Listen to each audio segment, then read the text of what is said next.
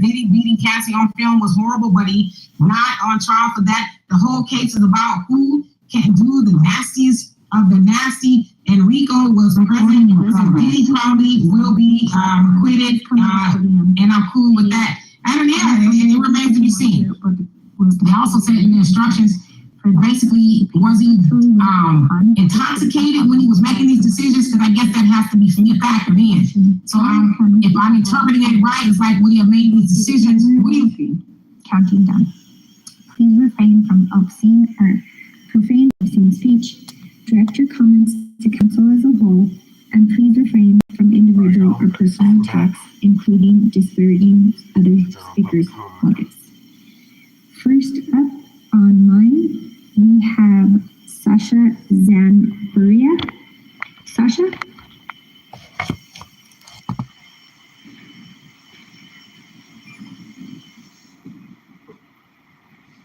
Sasha? Okay, hello, can you hear me? Yeah, we can hear you now. Go ahead. Okay, thank you. Well, thank you for taking this time and for allowing me to speak. My name is Sasha Zanburia.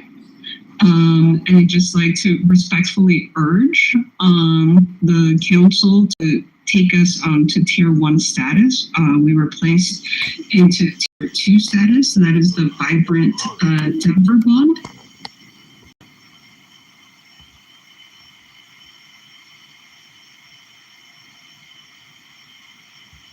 Recording in progress. I have a restaurant there. It's named El Taco de Mexico, and we've been there. We're coming up close to almost 40 years. And we've seen, the city change and, us do the first art gallery and stuff like that. And, our streets are really in dire need of some repair, specifically because for First Fridays, we get around 10,000. Definitely August when we close the streets, about 15,000 people coming in there. And the streets are very narrow, very small. And so it used to work, but now the population is growing, and I don't feel that we meet the needs of the ADA community. And so we've had some issues in the past. And so we've been working on this for a couple of years to try to get the bond in. There's already been an investment about $2.5 million in when it comes to planning and development. But if we are put down again to Tier 2, we won't get funding that we need to finally be able to revitalize. I mean, the Denver itself is just changing so much, and we want to change with it. And make our streets safe to be able to meet the needs of the community that we've served for so many years, but the growing community. We've recently had a lot of apartments there that have set up, and so we're getting a lot more traffic, and so we need to make it safe. And so we definitely, I'm here to speak on behalf of the board in the sense to be able to see how we can move up to Tier 1 and make this project happen and make the streets safe for everybody now and in the future. Thank you. Thank you. Next up, we have Sam Lyman. Sam. Next up, we have Laura Gonzalez, virtually. Laura. Next up, we have Jesse Paris. Oh, wow. This is a first. I was actually close to first on the list. All right, greetings. Thank y'all for allowing me to speak this evening. I'm recording in progress. I've spoken here many times, and every time I am disappointed because I have to keep coming here and ask for simple and basic things. Money is the thing that controls this world and this country. What makes us money apparently is war, and that's all we care about. But as decent human beings, we know that that is not what we are called to do, that we have a moral obligation not to kill people. I mean, I would hope that you would know that. I hope that you have the same moral stance as I do. We talk about how there's not funding for education. There's not funding. There are people who are unhoused. Our migrant community is being attacked day and day again. There's just so much that it's just hard. It's so hard. It's hard to keep up.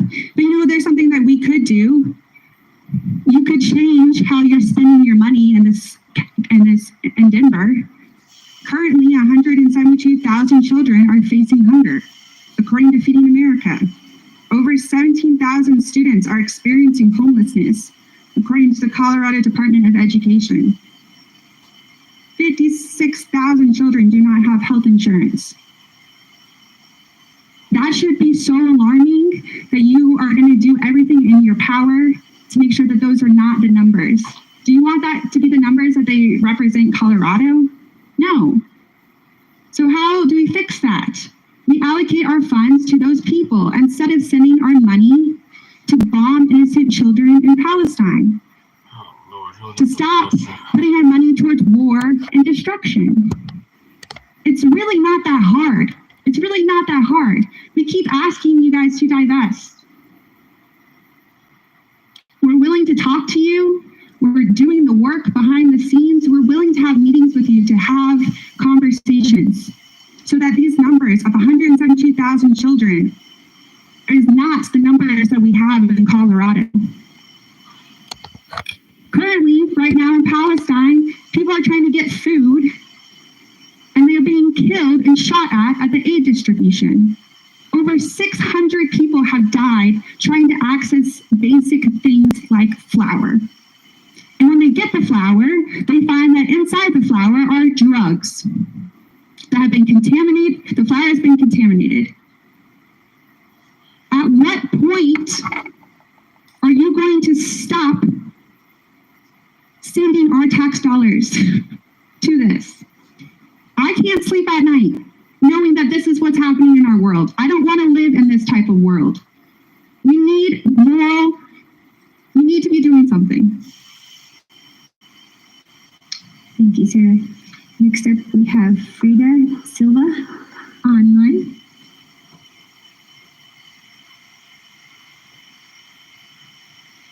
Hello, can you all hear and see me? We can hear you, yes. Wonderful, thank you. Today I'm going to share with you things that should gravely concern you all and all of us, and actions we can take as a city and as a community. Just when the US funded genocide in Palestine couldn't get any worse, that I've seen and heard it all, family lineages being wiped out, children torn in half, not our lineages, though, bitch. beheaded by airstrikes, Our sexual lineages violence don't get against no Israel priority, Defense no Forces, mention. forced starvation, and I can go on and on and on. I've seen one of the most sickest and most disturbing acts of warfare against a people, and that is that Israel is lacing the flour that they're giving as aid to hungry Palestinians with opiates. Israel is lacing the flour that they're giving as aid to hungry Palestinians with opiates. How sick and disgusting do you have to be? A population already so devastated, being fed drugs to further the US and Israel's goal of ethnic cleansing of a population. This country and Israel can't take the strength and resistance and determination of Palestinian people that they have to infect and drug them in order to pacify them by destroying their nervous system. But where have we seen this before? This is not an isolated event, but very much one inspired by our country's own actions. The United States has long had a history of using drugs against communities here at home and abroad, from gifting typhus-infected blankets to indigenous peoples, to supplying nerve agents to US-backed regimes in South America, to federal agents planting drugs in brown and black communities. And I'm we don't sick. do that brown and nothing. But what can we do? Black. What can a small, big city Black like Denver do? bitch. I hear so many of the times that we don't get into matters of foreign affairs, but it is imperative that we do, because the same force that is carrying out ethnic cleansing overseas in Palestine and other parts of the world is continuing to do so here with our most vulnerable populations.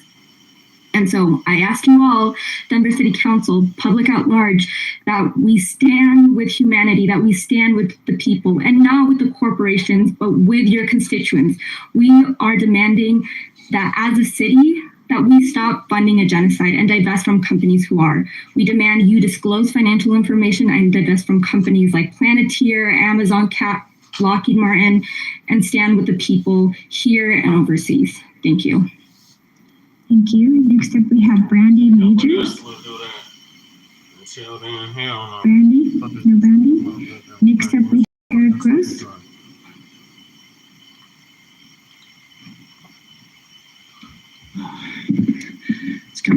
slow week in the council, but not out in the world. This morning, a report from the Associated Press. I just want to read it to you real quick. Israeli forces killed at least 74 people in Gaza on Monday, that's today, with airstrikes that left 30 dead, since updated to 33, at a seaside cafe, and gunfire that left 23 dead at an aid site, as spoken to twice already. The airstrike hit the cafe in Gaza City when it was crowded with women and children, said Ali Abu Atela, who was inside.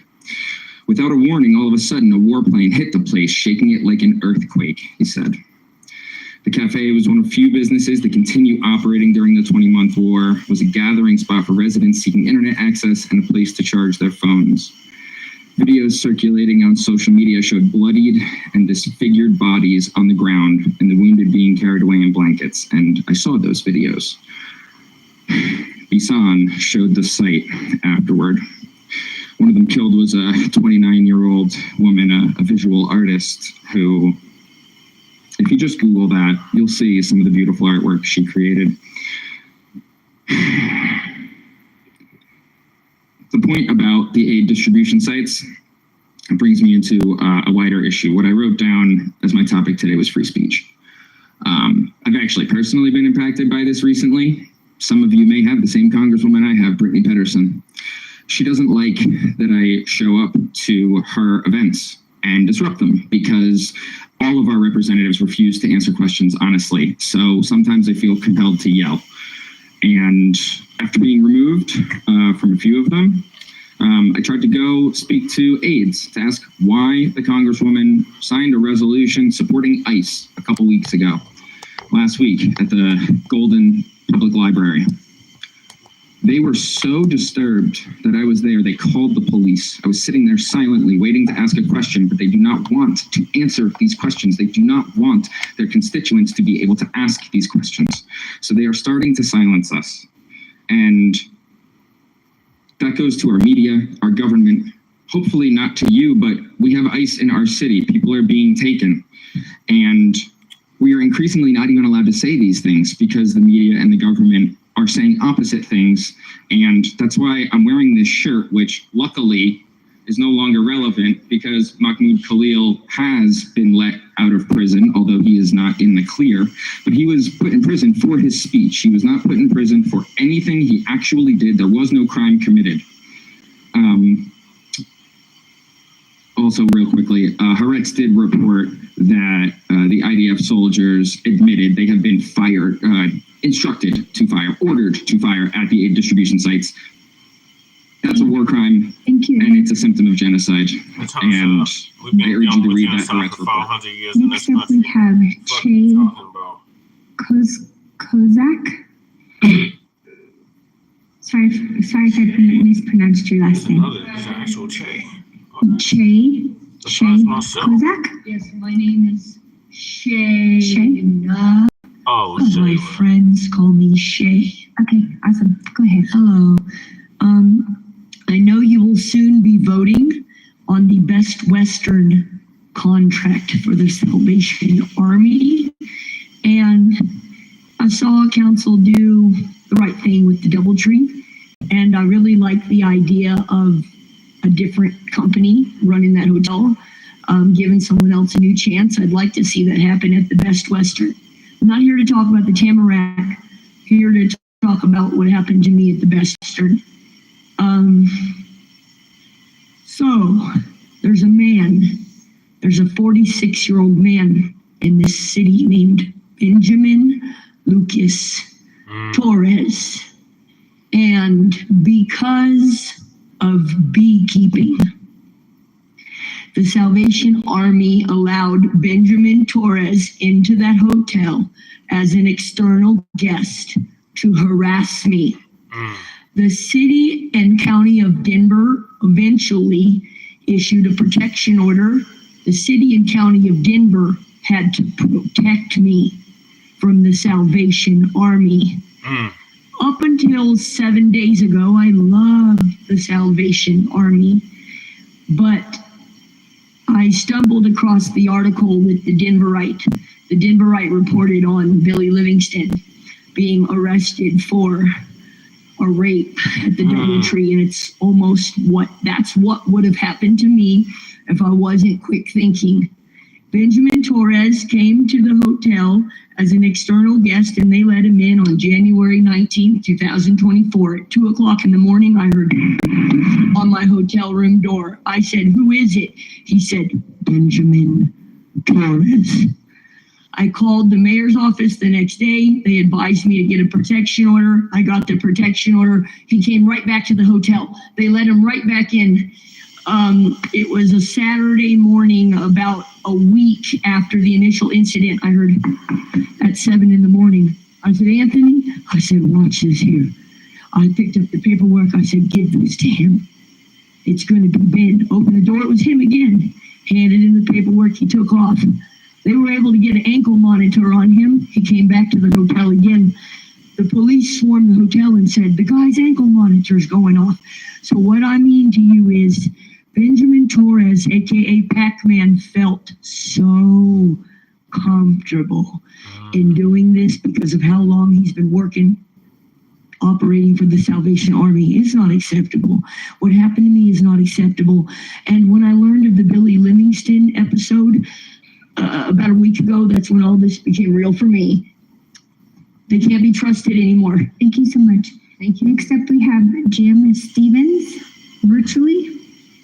Can you hear me okay? Yes, sir. Go ahead. Thank you.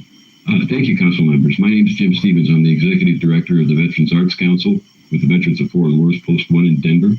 I'm here to speak in strong support of funding for the Santa Fe Streetscape project. It's a project that's been nearly 2 decades in the making and now stands virtually shovel-ready, waiting for your support to require and move this project to Tier 1 on the list of the vibrant bond projects. But the time for your help is extremely short, and we need your help now. The Santa Fe Drive is not just any corridor. It's a vital artery in Denver's cultural and historical landscape, and it's the beating heart of the long Lincoln Park neighborhood in the Art District on Santa Fe. And for the third time in Denver's bond funding history, it's been deceptively and callously maneuvered out of consideration for funding by carefully worded misleading comments by those who think, like before, no one is going to speak out against this injustice dealt to the La Alma Lincoln Park Santa Fe Art District neighborhood.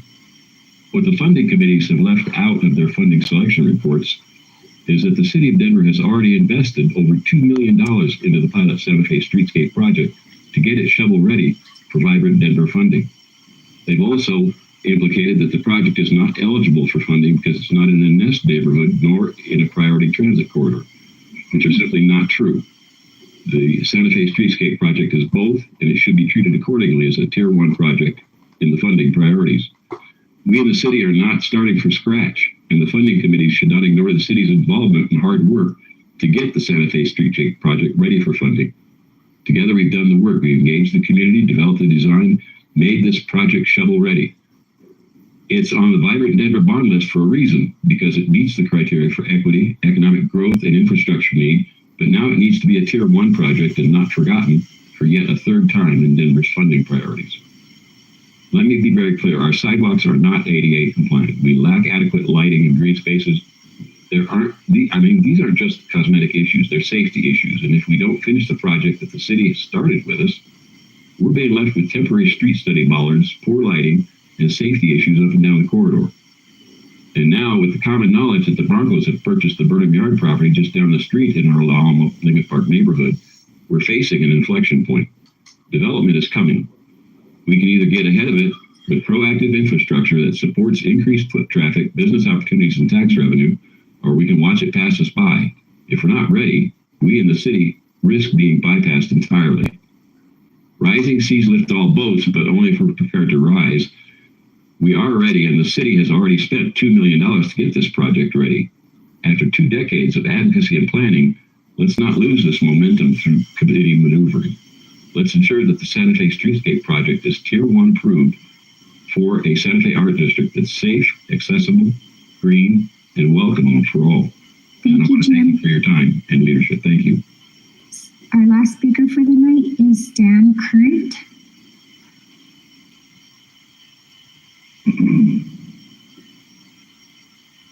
Good evening, Denver City Council members.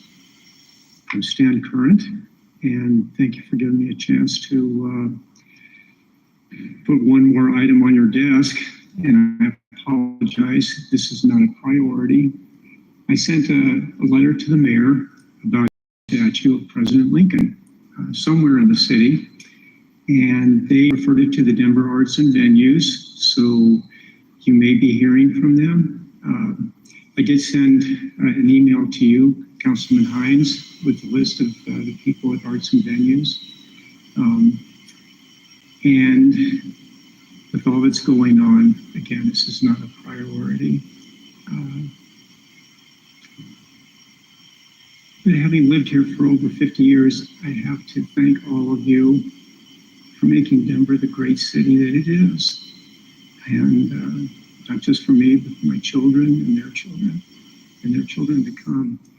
And I am politically active. I do watch C-SPAN and I YouTube Senator Bernie Sanders and Congresswoman Alexandria Ocasio-Cortez. You're all doing the exact same thing that they are. And for that, I can't thank you enough. I did send Christian Reisnick. He has copies of letters and emails that I sent to the mayor's office. And my contact information is on there. If any of you have any questions or like to get in touch, please do. But I won't be making an issue of this, especially with the looming recession. Thank you very much. Thank you, Stan. That concludes our general public comment session. If we did not get to you today, please join us at our next session or submit your comments in writing. The next session will be held Monday, July 14th, not next week. Council is not convening next week on Monday, July 7th. So the next session will be held Monday, July 14th. Sign up begins at 5 p.m. on Thursday, July 10th. We look forward to hearing from you again, and thank you for attending. We stand adjourned. All right, that concludes the city council meeting for June 30th, 2025. Join us in about 5 hours for Frontline Black News, season 5, episode 14, part 3. So we'll see y'all then. Peace.